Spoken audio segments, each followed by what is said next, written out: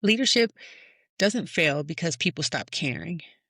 It fails when people stop caring what their role requires. Welcome back to CultureKeeper, the podcast that bridges the gap between junior sailors and senior leaders. I'm Jessica Hardemon.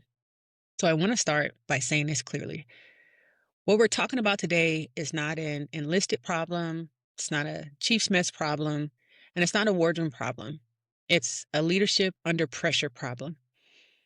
I've seen this pattern play out across the Navy in divisions, departments, shops, and staffs.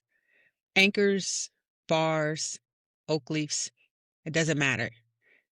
When workload increases, manning gets tight, and expectations stay high, leaders fall into a quiet trap. We tell ourselves we're developing people, when in reality, we've stopped carrying the weight ourselves. That gap between intention and impact is where the mindfuck begins. This isn't just a podcast. It's a movement. Real stories. Zero fluff. Battle-tested wisdom. Straight from the mess to the deck plates. If you're tired of silence, the politicking, and leadership cliches, you're in the right place. Welcome to CultureKeeper. So here's the trap. A capable sailor or junior officer steps up. They're sharp, motivated, hungry to lead. So we say things like, I need you to run with this. This is a good experience. You'll learn by doing. And all of that can be true. But somewhere along the way, delegation quietly turns into disappearance. We're technically present, but practically absent.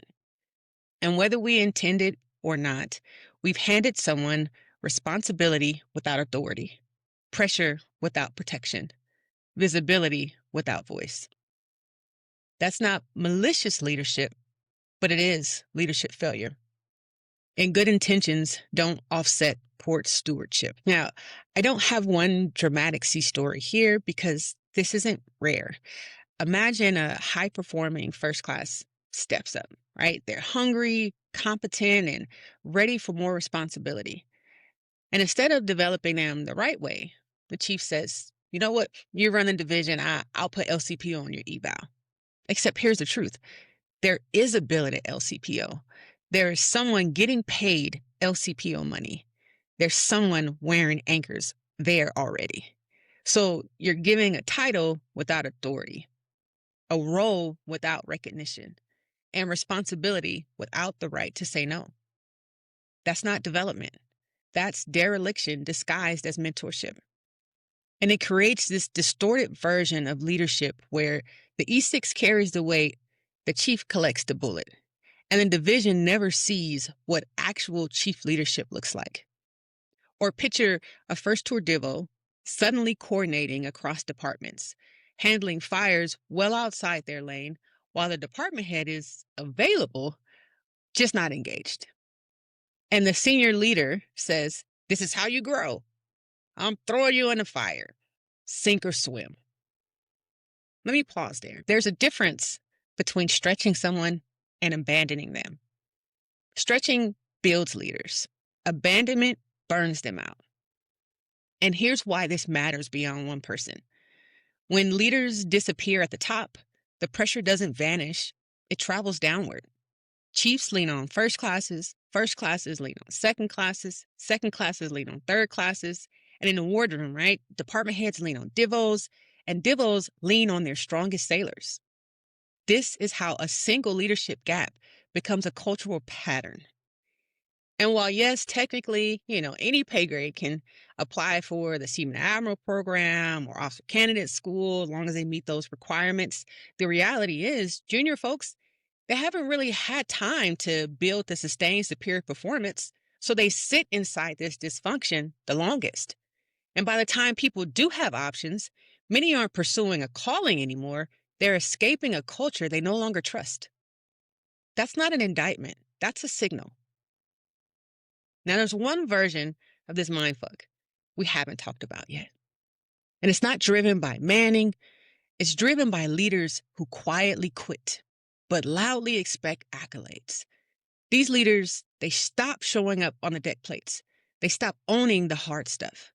They stop carrying the weight. But somehow, they still expect EPs. They still expect awards. They still expect meritorious advancement, command at sea recommendations, SEO program selection. Let me say this clearly. If you've quietly quit on your sailors, you don't deserve loud recognition. And sailors aren't stupid. They see who's present. They see who's grinding. They see who's hiding. And when the wrong people get rewarded, effort stops feeling worth it. Trust collapses. And the best sailors start planning their exit, either from the command, the mess, the wardroom, or the Navy entirely. Quiet quitting with loud expectations doesn't just hurt morale, it teaches sailors that integrity is optional and optics are everything. That's how culture dies. Now, this is where I want us to shift from diagnosis to action. Because this episode isn't about blaming leaders, it's about catching ourselves. So here's a tool I want every leader listening to take with them. It's called the stand-in test. Anytime you ask someone to step up or run with it, ask yourself 3 questions. Question number 1, am I still carrying the weight? Now, when I ask that, I don't just mean accountability on paper. I mean presence, effort, and ownership. If you've mentally checked out, stopped showing up, or are disengaged from the hard parts, you're not carrying the weight, even if your name is still on the billet. Now, another way to look at this is asking yourself, if I stepped away for a week, would this person be exposed or protected? In other words, if something breaks, who absorbs the impact? The learner or the leader? Question number 2, does authority match responsibility? Can they make decisions, reprioritize the work, push back up the chain of command? If not, you've handed them stress, not leadership. And number 3, is credit aligned with effort? When this goes well, who gets recognized? Whose reputation grows? Because development that doesn't transfer credit isn't development, it's extraction. That applies on the mess decks, in the mess, and in the wardroom. Now, there are only 3 legitimate responses once this awareness hits. Anything else is avoidance. Response number 1, reclaim the load. This is for the leaders who realize, you know what? I delegated too much and I've stopped carrying enough. So what do? Well, pull one critical responsibility back onto yourself. Re-enter the hard space you exited and be visibly present where you've been available but absent. What does that look like in conversation? Well, I handed too much off and didn't carry enough with you.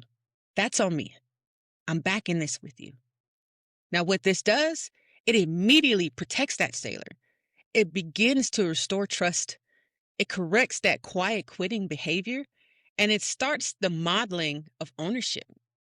And this is the fastest repair move. So response number 2, realign authority. Now, this is for the leaders who realize, you know what? Those sailors are carrying a responsibility they can't actually influence. So what do? You explicitly grant decision rights. You clarify boundaries and give them cover to push back. Now, what that sounds like is, hey, you know what? Hey, you can reprioritize these tasks without checking in with me. Or if another department pushes back, send them to me. Or you have authority over X, Y, and Z. I'll own the rest. Now, what this does, it turns stress into leadership, exposure into protection, tasking into development. And response number 3, redistribute the credit publicly. Now, this is where some leaders fail and where culture is actually shaped. If the stand-in test reveals misaligned credit, what do? Well, you correct that recognition in real time. Name the person doing the work. Move your name out of the spotlight. And what does that sound like?